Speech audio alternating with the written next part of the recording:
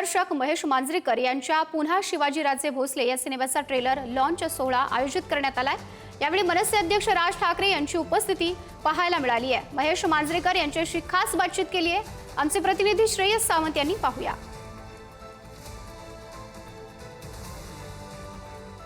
आज सिनेमाचं लॉन्च झालं, पण सिनेमा किती महत्त्वाचा आहे हे आज महेशजी सांगितलं। महेशजी खूप खूप स्वागत आहे।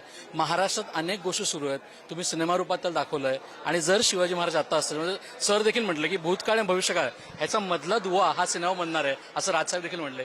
किती आनंद होता सिनेमा लॉन्च होता? आनंद तर होतोच आहे, कारण का माहिती नाही, खूप महत्वाचा एक विषय आहे जो मला खूप वर्ष त्रास देत होता, तो मला मांडता आला।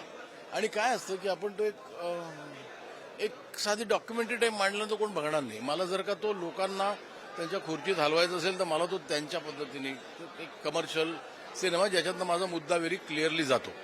बेसिकली सरकार आपल्या पद्धतीने काही करते त्यांची कामं, आपण काय करू शकतो। म्हणजे माझ्या डोक्यात एक आहे की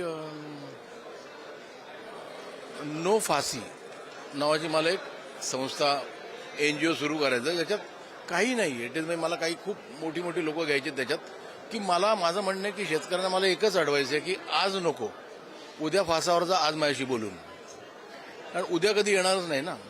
त्यामुळे आज तो बोलला तर मला वाटतं 90% आपल्याला फाशा थांबवता येतील। तर एक म्हणजे गावागावात हे सेंटर्स पाहिजे जिथे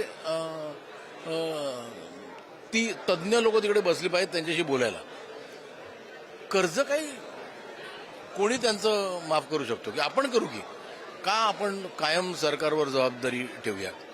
सरकार आपल्या पद्धतीने करत असेल, आपण खूप लोक आहेत की ज्यांना काही मला वाटत नाही की त्यांना एक जीव वाचवायला त्यांना एक 10,000 रुपये द्यायला त्यांना काही कमी नाही आहे, तर ते आपण काही करता आलं का तर ते बघायचं मला। ती मी NGO लॉन्च करेनच, नो फासी।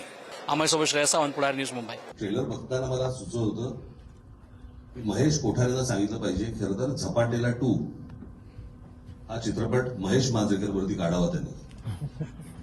खरंच झपाटलेला आहे तो, म्हणजे तो कधीही भेटला तरी पण कोणत्या ना कुठच्या चित्रपटाच्या स्टोरीबद्दल मला एक वेगळाच विचार घेऊन येतो।